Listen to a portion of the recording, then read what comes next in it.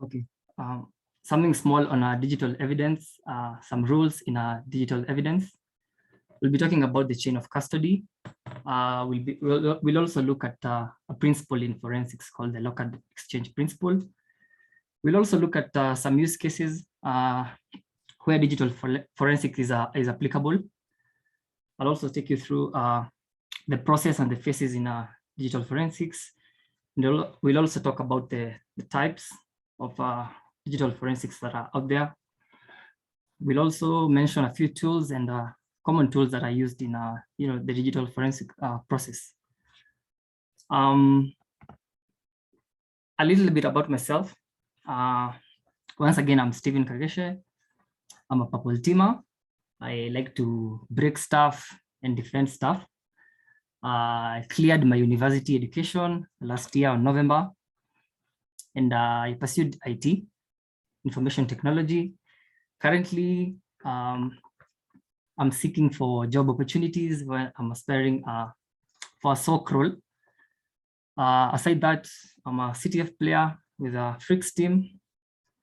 I like to think around with open source projects, build stuff on my home lab and stuff like that, basically.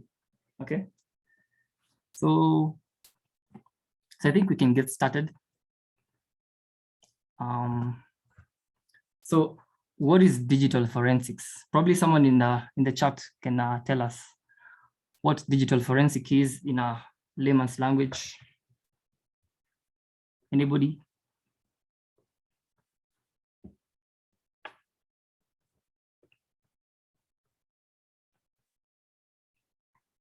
I hope we can have an interactive session.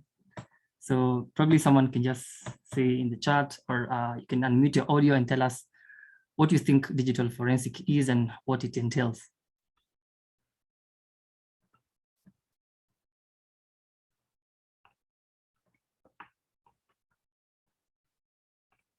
Anybody?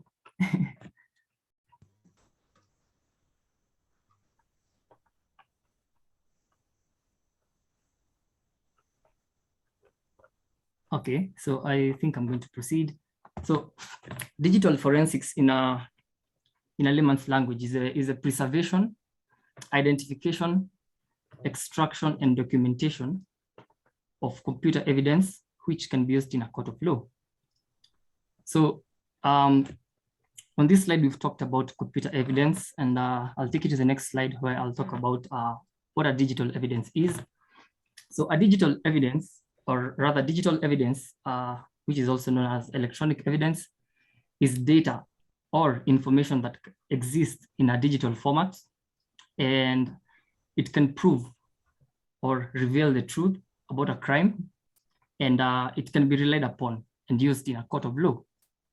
Okay, but then how can this digital evidence be permissible? Like, how can it be acceptable in how can it be deemed acceptable in a court of law? So for digital evidence to be acceptable in court, its security and extraction methods must ensure that its characteristics adhere to the rules of digital evidence. And we'll talk about that in the next few slides.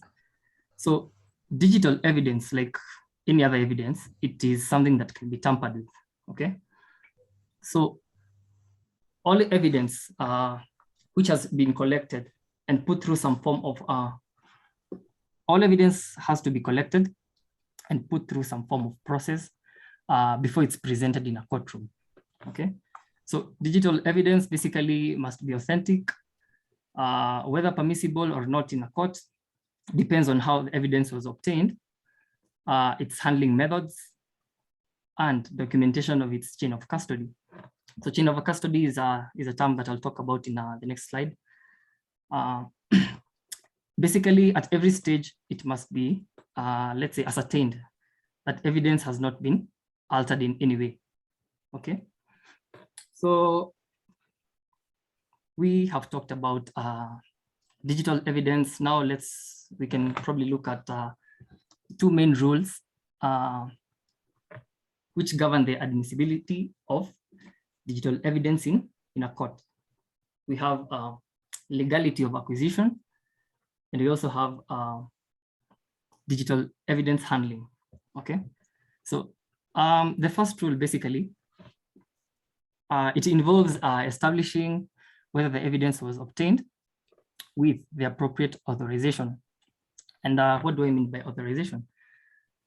Our authorization tools, for example, includes things like warrants, consent, and exigency. So I'll give you an example. Let's say the police obtain a warrant to search an office, okay, while investigating some sort of fraud, okay. Then Jim, just a random member of staff, knowing his innocence in the matter, willingly gives consent to the forensic investigators to further search his home computer. And during this search, child pornography was discovered on Jim's home laptop computer. So, and with probably the increase in a number of cases of pedophile crimes in the area, the situation proved exigent enough for investigating Jim more thoroughly. Okay, I don't know if that's clear. Probably the talk today is gonna sound a bit, let me see. I'm gonna use a lot of words that are used in the court of law. So I'll be explaining a few of these terms as we proceed. We also have the second rule, which is digital evidence handling. And digital evidence can be volatile, okay? So, and any mistake in handling the information or devices can give the defendants, grounds to nullify it, okay? So a proper system of chain of custody and processes must be observed and maintained at all times, okay?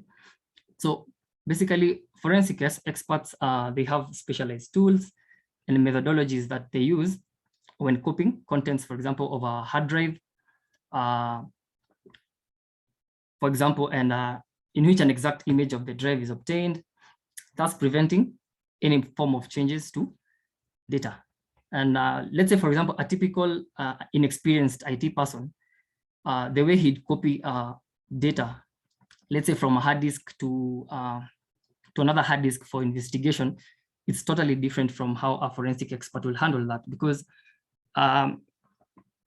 let's think of an inexperienced IT guy. He will probably just go to File Explorer, then start copying files one by one to another disk or hard drive. And that's not the correct way of handling data, because in the process, some metadata may change and stuff like that. So that's on the two main rules that govern digital evidence. We've talked about the chain of custody before, but what really is the chain of custody? It's a common term you'll hear in the forensic space. And this is a series of documents basically that describes piece of evidence. It's used to keep track of evidence and ensure its integrity throughout the forensic investigation.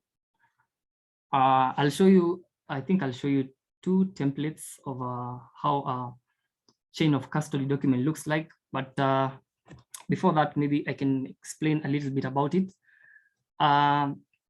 This document, basically, it's a template. You can easily get it online when you Google, and it will differ according to the law enforcement agencies from different geographical regions. However, some information is necessary, such as time and location of collection, details of collected evidence, and the reason why a piece of evidence was collected.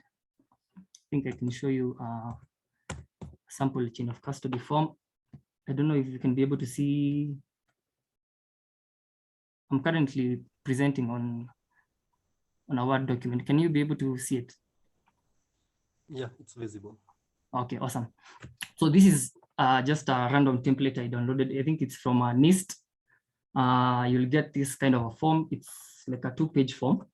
and it has some of the details I've talked about. Basically, a forensic investigator will come in and fill in stuff like the case number, the offense, the victim, the suspects, date and time the piece of evidence was seized, and the location where the piece of evidence was.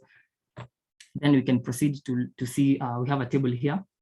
Let's say piece of evidence was a desktop computer, or let's say a laptop computer, a laptop. So forensic investigator will come in here and say something like HP laptop, let's say a HP folio book. How many pieces of the HP? It was, let's say, only one that was collected. Then in this other field, forensic investigator will put in details like the model number for the laptop, the serial number, the condition of the laptop. Let's say, for example, it was a brand new laptop. It was a maybe dented laptop. It didn't have a certain keys. It had some sort of scratch marks and stuff like that. Yeah, and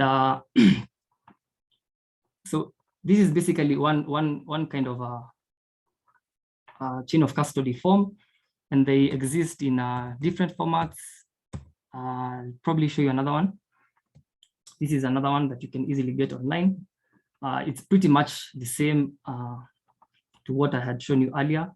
See, we have the company name, we have the company address, we have the inspector name, inspector signature, phone, dates, and you know, the device that was found, who is in charge of the investigation, it was received at what time and by who, and their signatures. Okay, so basically that's how a chain of custody tracking form looks like. Some chain of custody documents may contain information of several evidence items, and in such a document, the quantity and description of the item may be added. In some cases, you'll find forensic investigators, they will also include stuff like photos and attach them to this document so that they can be able to produce the evidence in a court of law. I think that's pretty much on the chain of custody form. So I'll jump in on the next item, which is the Locard's exchange principle. So there was this doctor who was called Edmund Locard. He was one of those pioneers in forensic science. And Dr. Edmund formulated this basic principle of forensic, whereby it states that every contact leaves a trace. Okay, so it's generally interpreted by people as with contact between two items, there will be an exchange. Okay, so what does this principle, or how can we allude to this principle in cybercrimes? So let's take an example involving a cybercrime involving computer networks, such as identity theft. We have electronic bank fraud, and we have denial of service attacks. And even if the perpetrator does not physically come in contact with the crime scene, they may make virtual contact with the crime scene through, let's say, use of proxies, and definitely they will have to leave their trace behind, which is digital evidence that forensic investigators can use to their advantage. And maybe to illustrate the application of this principle, let's take an example of identity theft. Yeah, so where someone's identity is stolen, and the perpetrator intends to use the stolen information for criminal gain. Let's also suppose that the perpetrator steals the identity through something like, let's say, a Trojan horse or a keylogger on the victim's computer. So one could argue that during this type of cybercrime, this principle does not apply. But the rationale is that because human is not at the crime scene, there's no trace evidence from the human on the computer or digital media at the scene. However, in actuality, there may be lots of digital evidence, such as the Trojan horse itself, let's say changed passwords, digital logs, and so on. So in this example, there's a trace at, to, and from the scene. It may involve finding the trace evidence at other physical locations than just the one scene of the crime. The keylogger will be added software or hardware or both, but in both cases, it remains behind for investigator to discover this. Okay, so this principle is kind of important to understand when you are in the forensic field. And we'll now look at some of the common use cases where digital forensic science can be applicable. Yeah, so we have cases like investigating intellectual property theft, we have industrial espionage, we have bankruptcy investigation, we have employment disputes, we have fraud investigations, be it financial in the financial sector or the business sector. We also have inappropriate use of the internet and email in the workplace. Let's say, for example, an employee has been suspected to be exfiltrating or maybe let's say selling company or company data to competitors and stuff like that. So digital forensic will come in handy in such a scenario. And we also have issues to do with regulatory compliance. Okay, these are just a few use cases. There are pretty many out there. We have investigations of stuff like child pornography and so on and so forth. So I'll take you to the next slide where I'll be talking about the 5 basic processes in digital forensics. So we have the first one, which is identification.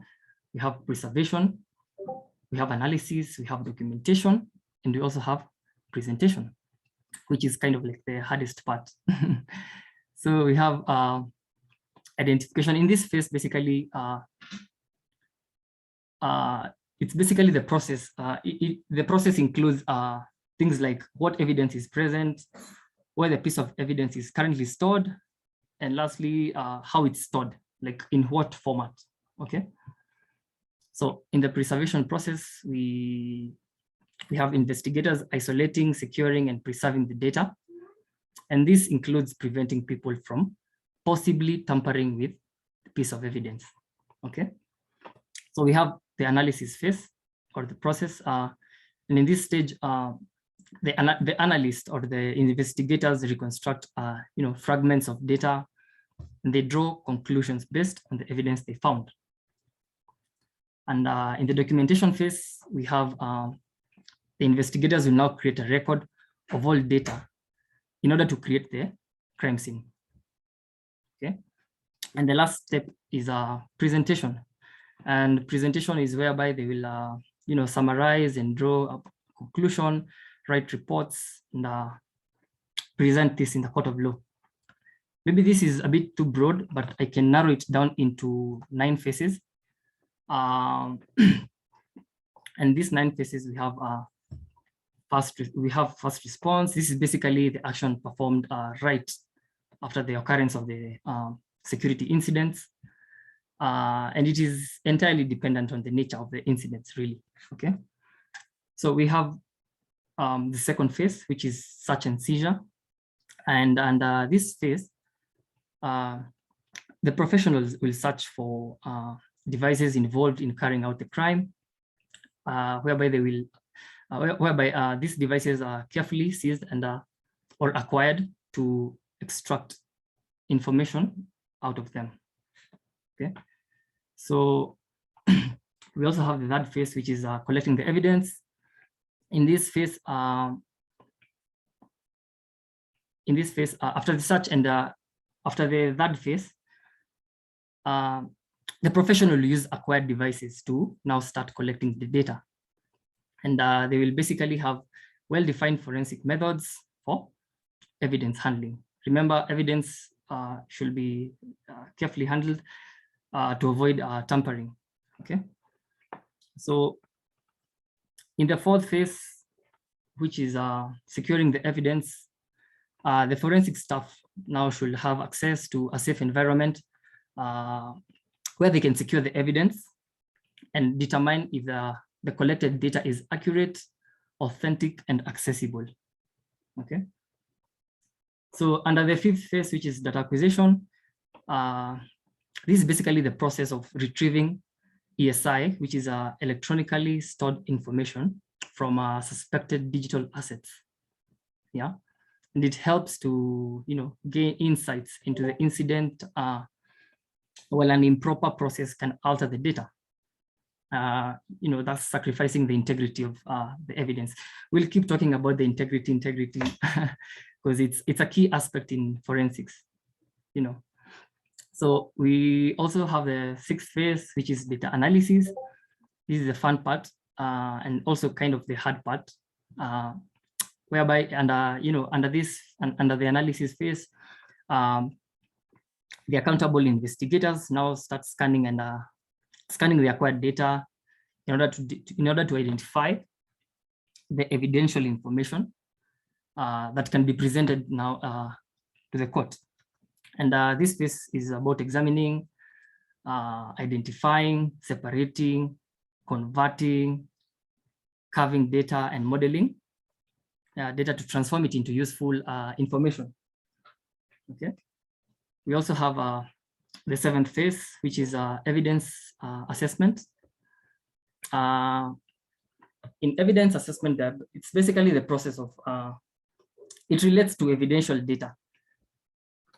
Yeah, this process of evidence assessment relates the evidential data to the security incident that happened. So there should be a thorough assessment based on the scope of the case.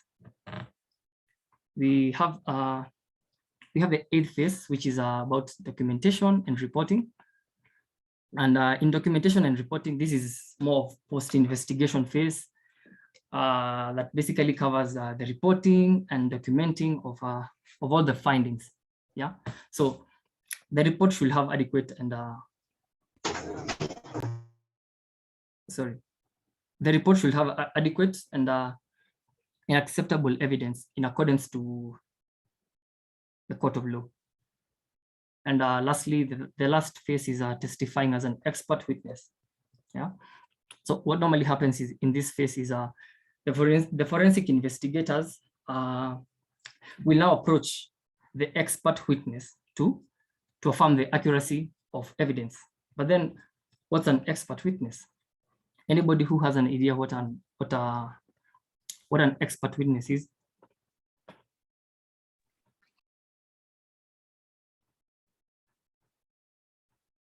Anybody? Okay, so basically an expert witness is a professional who investigates the crime to retrieve evidence. Okay, so that's more about the phases or the stages involved in from acquisition to presentation of evidence in a court of law. Okay, and that brings me to the next slide, which is on the types of digital evidence that are out there. So we have quite a number of the types of forensics that are out there. We have disk forensics, we have network, wireless, database, malware, email, we have memory, cloud, and mobile. And for example, let's say disk forensic, basically it deals with extracting data from storage media. Yeah, let's say a hard disk by searching for active, modified, or deleted files. The perpetrator may have deleted or may have modified some files on a system, and this is basically what investigators will try to look for. We also have network forensic. Network forensics, it's basically related to monitoring and analysis of computer network traffic in order to collect information and legal evidence.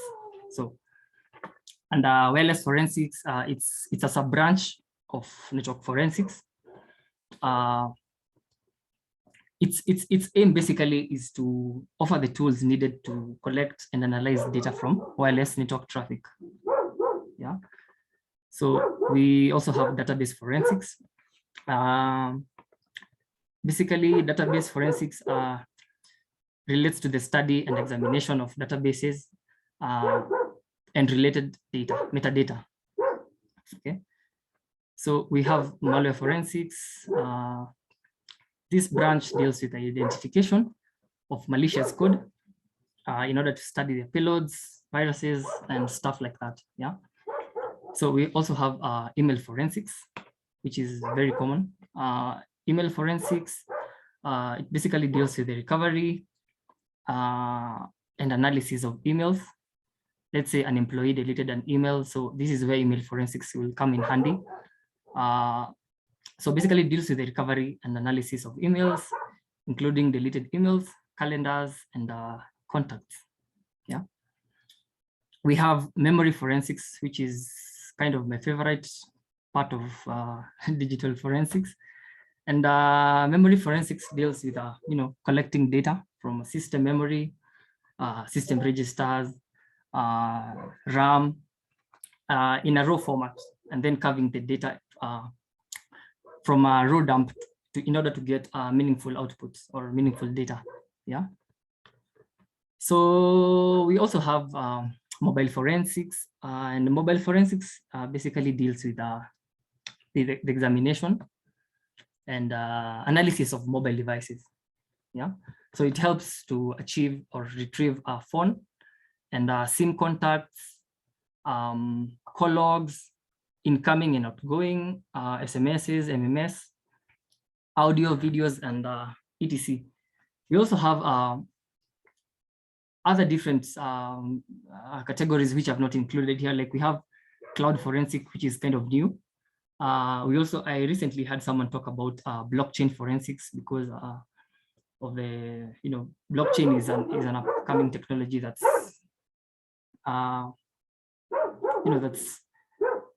it's an upcoming technology that most people are not quite sure how it works and stuff like that. So there was the need for professionals coming up with, creating tools and what do we call them? Methodologies for investigating issues related to blockchain. Yeah, the blockchain technology. Yeah, so those are some of the types of, or maybe categories in digital forensics. And I'll jump to the next slide where I'll talk about some common tools that you'll see out there. We have several tools. Let's say we have Celebrite. Celebrite, for example, is a very nice tool. Although not open source, it's a very nice tool for mobile forensics. We have Wireshark. Wireshark, is a packet sniffing tool, and a related tool to network forensics is Explico. Explico is a very nice, commonly known tool for network forensic analysis, whereby you can be able to reconstruct data, and stuff like that. We also have FTK Imager. FTK Imager is a very important tool, and it's free, it's open source. You can easily get it out there and try a few things here and there. FTK Imager is basically an image acquisition tool. It helps you preview and preview data. Okay. We also have Autopsy and SleuthKit. So SleuthKit is a command line tool that performs forensic analysis of forensic images of hard drives and smartphones. And now Autopsy is the GUI-based version with SleuthKit running in there behind the scenes. Okay. So what other tool? We have Volatility. Volatility is my favorite tool in memory forensics. It's quite a powerful tool for analyzing what do we call it? Memory dumps. We also have some pre-configured labs, or if we can call them operating systems. We have CSI Linux, we have SIFT Workstation, We also have Kane Forensics. These are some of the, let's say, like these are some of the tools that come with some forensic tools pre-configured already. Yeah, so you can easily get this online and probably get to tinker around with some of these what do we call them? Forensic. You can basically use such operating systems to try the different kinds of digital forensics I've talked about. You can try memory forensics. You can try disk forensics. You can try Wireshark. You can easily get it in. I am assuming most of you guys use Kali Linux, Parrot operating system. You'll get it there, and so on and so forth. So with that, I think that brings me to the end of my presentation. And I have a few resources that I've listed here. Okay, digital forensic resources are not quite many out there, but we do have some good websites and repositories where you can get free knowledge on the same. We have SANS Institute normally has good posters on digital forensics. I think you can get over 40 posters in their website if you want to learn more about digital forensics. I've also included my GitHub account. I share a lot of notes actually on digital forensics from time to time, so you can probably check out my GitHub. I think I'll share my PowerPoint slide in the GitHub repo. We also have EC Council. EC Council offers very nice training on digital forensic. They have a course called CHFI, which is I think it's certified hacking forensic investigator. Yeah, and they do also have very nice blogs on digital forensics, so you can probably check out their website. We also have Diva. You can check her website. She normally shares a lot of content on digital forensics, upcoming webinars, websites, free websites that you can get into and start learning stuff on digital forensics. If you're interested to hear, like, let's say like a digital, like what an investigator, or let's say like someone like an incident responder, what they do on a typical, day-to-day activities. You can listen to this episode from Darknet Diaries. I think it's called Cloud Hopper. The guy, very nice story. You can probably listen to it and learn something from it. Yeah. So I've also included my link. Should you want to reach me out, you can find me on Twitter. I'm very active on Twitter. And any other platform, basically, you can get me through this link. And thank you so much for your time. And thank you. Unless someone has a question, I give the floor to you, Nancy. Okay, thank you so much. Maybe I'll check, let me check if we have questions. If there are any questions, please feel free. You can just jot them down in the chat box and I'll be happy to read the questions to you. But can I get your Twitter link? Someone is asking for your Twitter link. Oh yeah, sure. I'll share it in a few. Okay. The rest, everyone is saying thank you, and it was a great presentation. I totally second that. Thank you so much.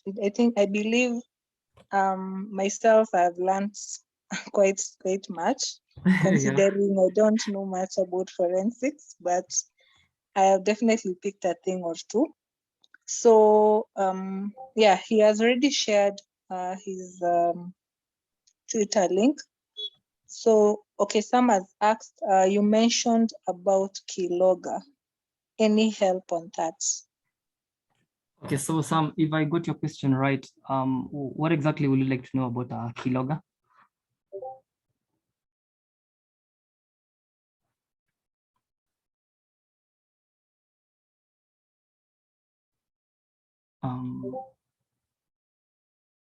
What's the Keylogger about? Okay, Keylogger is basically like a, let's say, how do I describe it in a very simple way? It's like a script or a small program that you can install it or maybe run it in a system, in someone's system. And everything that they do, you can be able to collect their keystrokes. Yeah, let's say, for example, I go to Twitter and I try sending it into my account. Someone on the other end will be looking at the keystrokes that I'm keying in, let's say my email and my password, and they can use that to their advantage. And, they can log in and do stuff. I think that's the easiest way I can express that. I don't know if it's clear.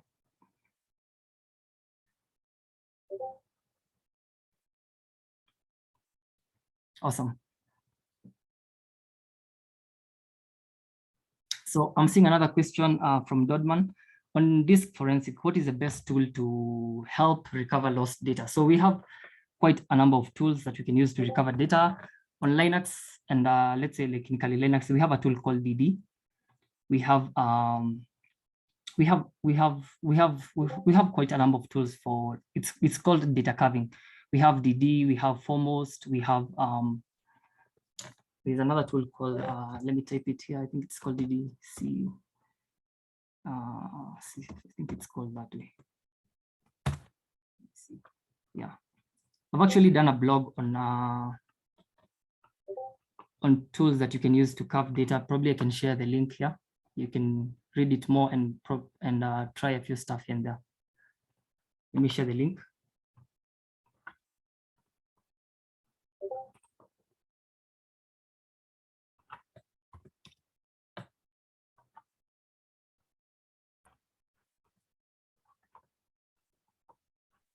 Okay, I can see there's another question.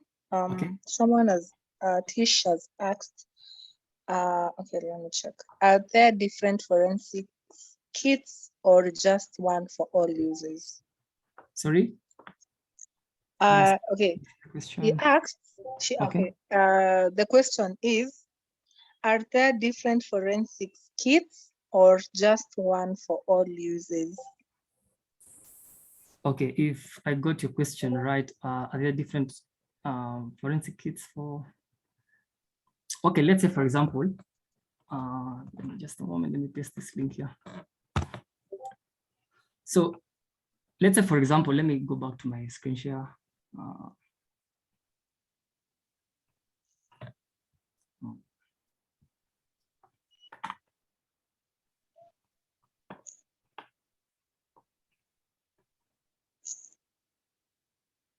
Hey, can you be able to see my screen?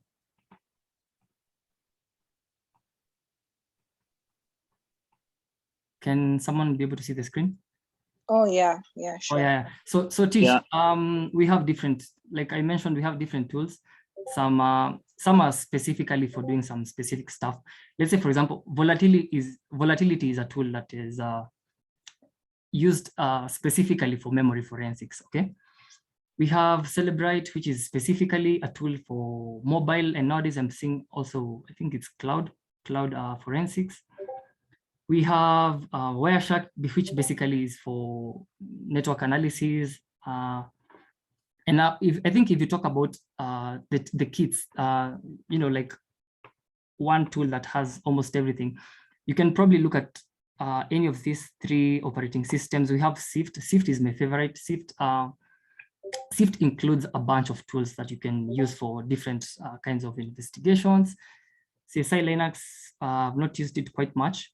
You'll find Ken is very common. You'll probably get people or maybe forensic investigators using it as a live boot on a flash disk to acquire data or acquire evidence from a victim. Let me call it a victim computer or stuff like that.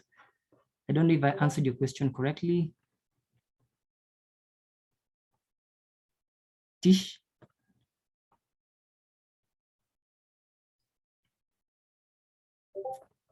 So,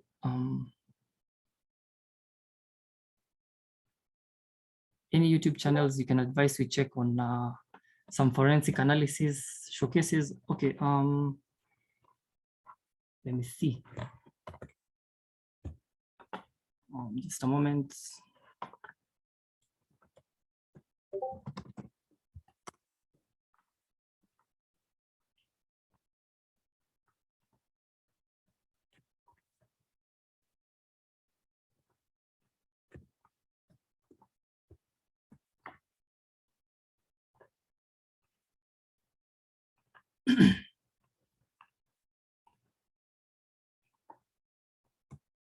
Yeah, so I don't know who was asking that question.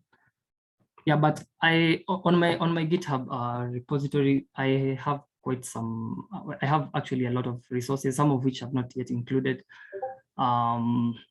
yet, but I've tried listing some of the resources, like where you can learn digital forensic for free, some sample memory samples you can try. When you want to learn, let's say, memory forensic, we have a site called Digital Copper, which has a lot of forensic images that you can try with tools like, FTK Imager, Autopsy.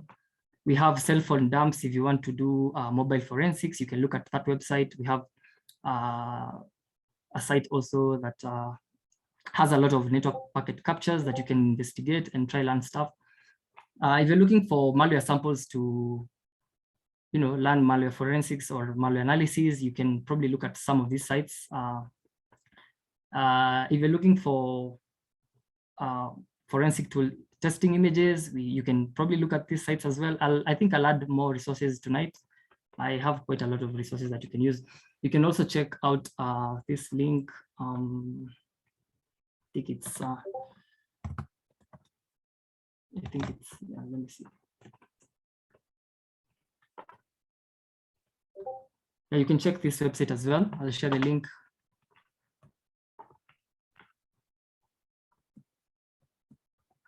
Yeah, she normally shares a lot of stuff from free and affordable training.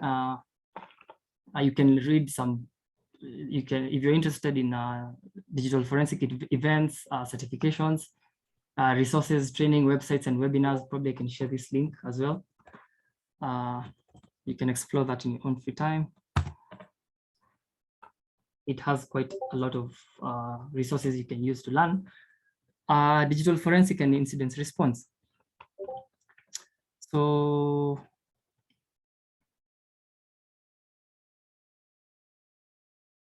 will evidence still be admissible in court if you use exploits, CVEs to acquire it? So will evidence still be admissible in court if you use exploits? Leo, I am thinking you're asking this question in the dimension, let's say, like you are a penetration tester, or you are like trying to break into a, into a company, like with permission. Or is that what you mean? Or do you mean like, let's say, a black hat who is exploited or tried using a CVE to gain access to maybe a system?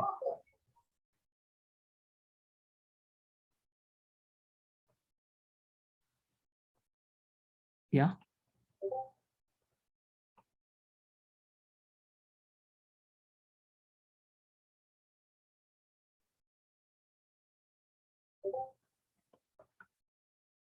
Leo,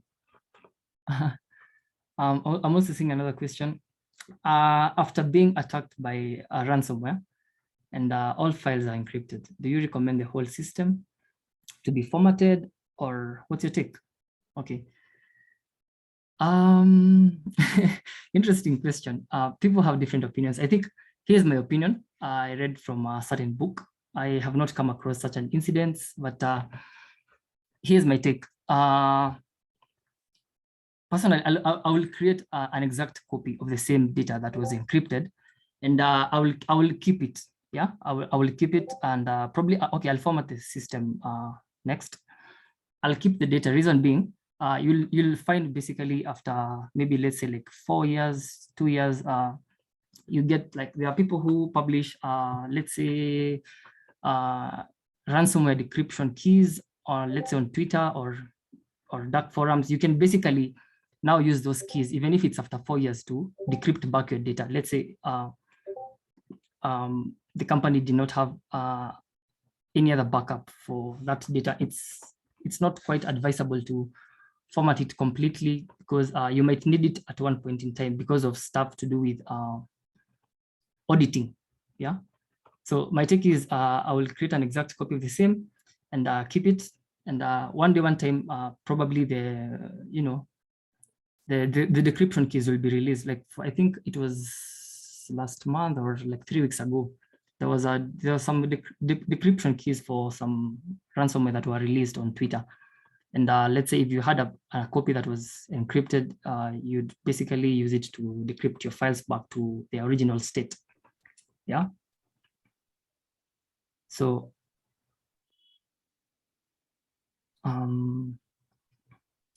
let's say acquiring evidence from an iPhone using, let's say acquiring evidence from an iPhone using jailbreak. Well, let's see. How do you go about that? I don't think okay, Leo, I don't think I have a clear answer for your question because I have not tried delving into mobile forensics. So probably I'll give you a good answer about that sometime later on WhatsApp, if that's okay.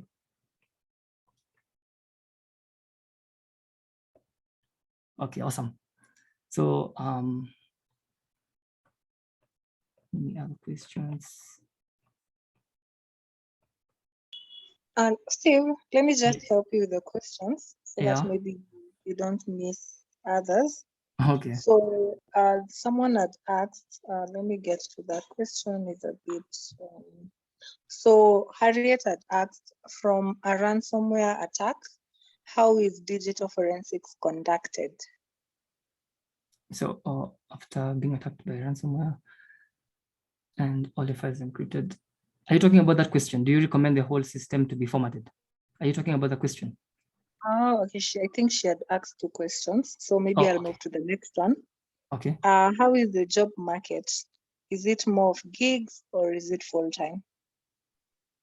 Well, it depends on. I will say it depends on the organization you're working with. Let's say if you are a forensic investigator working with the government or the private sector, it entirely depends. Like there are some companies who have specific. Okay, let me say we have some companies that offer forensic consultancy. So let's say that there's been an incident in a certain company. The team are called upon to start the investigation process and stuff like that. I don't know if I answered you correctly.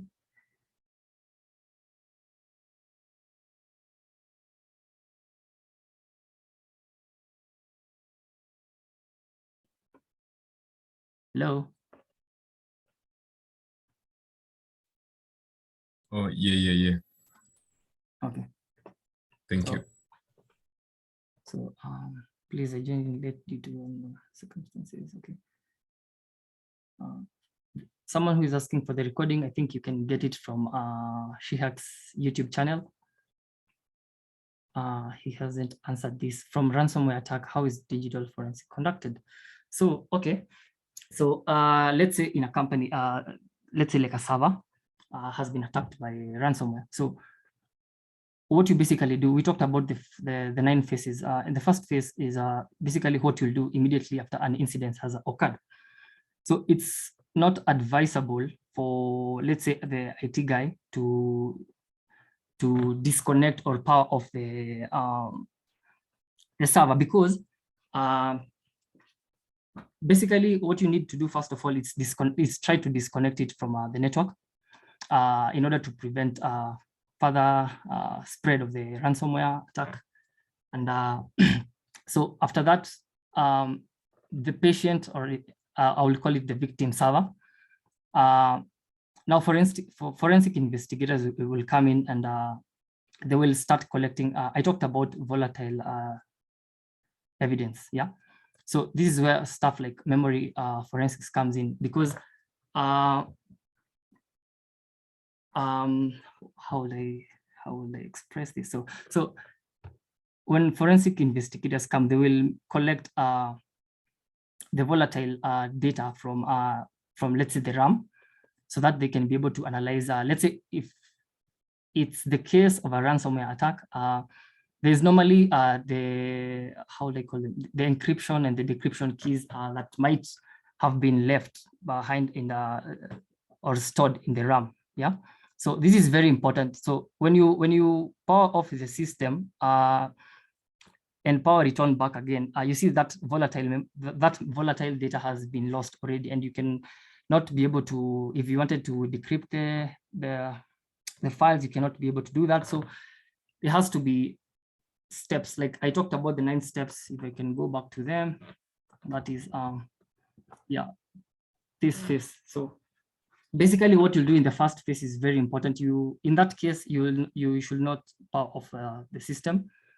You just basically need to disconnect it from let's say internet, so that you can prevent the ransomware attack from spreading throughout the other systems in the network. Yeah. So I don't know if I answered that correctly.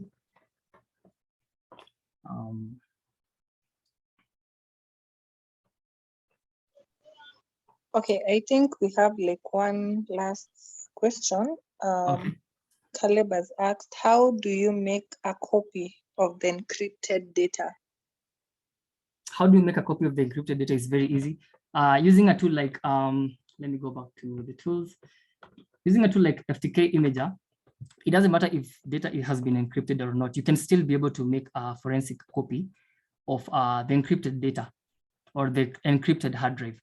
I think if time allows, Nancy, maybe we can have another session where we can do image acquisition, like a practical session. Let's say like an hour session on image acquisition. I'll have both an encrypted system and just a normal system. We try acquire the images, and I take you through the process of how you actually collect data or evidence. Okay. Yes, sure. Awesome. I'm Awesome. sure Awesome. we can arrange for that. Awesome. So maybe if we don't have any other question, we might end the session in the next few minutes. But before that, I would love to mention we have Lawrence on call. So thank you for joining us. If you would love to say something, Lawrence, I would love to give you the chance to. We also have Cliff, who was our very first trainer, who took us through for this year anyway, and you have been quite the support for us. Thank you so much, Cliff, for joining us also. So let me see if that's a question. Okay, we have one last question. How is digital forensics carried on mobile devices? How is digital forensics carried on mobile devices? I don't know if that question is clear. Okay, so basically, how will you go about let me see that question again. How will you go about acquiring evidence from a mobile device is by using, okay, I don't know of a free open source tool that can be able to acquire or maybe demonstrate how to acquire evidence from a phone, but we do have a product by Celebrite called UFED, which is quite costly. I would have, but it's pretty much similar to how you'll acquire maybe data from or rather evidence from a from a hard drive. Okay, so just plug it in. I don't know how I'll explain this. I think I'll need to demonstrate this in the next session. But basically, how you'll acquire evidence from a hard drive is how you'll acquire evidence from a mobile phone. Now we have someone who has interacted with Celebrite. Oscar, will you mind helping me answer that question? Hello everyone. Hi. Yeah, Hi. like in terms of mobile forensics. So I work with a firm where we extracted there is an incident that occurred in a scene. So someone brings the phone and then states what what is to be extracted. For example, the call logs, the SMSs, and maybe the WhatsApp within a certain period. So what you have to do, you have to follow, let's say the investigating officer, what he states wants from the phone or the storage media, drone, etc. So for the mobile phone, what you have to do is just simple. You just have to enable USB debugging and just turn on the airplane mode, and make the mobile phone not to sleep. Just allow the stay awake settings. Then plug in the mobile phone using the cable. There is a celebrate cable, specific cable, but it's just like the normal charging cable. Then after that, according to the requirements, let's say you need, let's say you are told to extract SMSs and contacts. There are options. For example, the SMSs and contacts, you just have to extract the advanced logical. Okay, there are 3 extractions: advanced logical extraction, physical extraction, file system extraction. According to the requirements, you will choose the path that will apply. So the requirement you are asked to, the need, like the evidence you are required to extract from the phone determines the path or the extraction you will perform. I don't know if I'm clear, like I'm not good in explaining, because this stuff, it's wide, you cannot explain in a single, yeah. Yeah, we get you, Oscar. Thank you so much for sharing. Yeah. Thank you. Thank you, Steve. It's been an amazing session. Thank you also, Oscar, for sharing that with us. I'm sure the one who had asked the question and also all of us have learned something. So thank you once again to our speaker. There's a, let me share that link. So I have shared a link to a Google form. If you would want to do a session for this, the campus program, the campus edition series, which happens every other Tuesday at 7 p.m. You can sign up. You can tell us your name, how we can reach you, and we'll be able to slot you in. You can be a student, you can be a recent graduate, you can be a professional. We are happy to host you in either case. So thank you once again, everyone, for joining in. And we're looking forward to seeing you next week on Tuesday. And we also have the community edition sessions every Thursday at 7 p.m. You can join us for that also. So thank you once again. I hope maybe I'll have trainers who have attended this session. You can sign up and I'll be happy to reach out. Thank you and good night. Thank you, Nancy. I see there are more questions. I think that you can go to our latest Twitter post and you can find Stephen on Twitter and you can ask him the remaining questions. Thank you again, Nancy, for organizing this, and thank you for coming as our guest tonight, Stephen.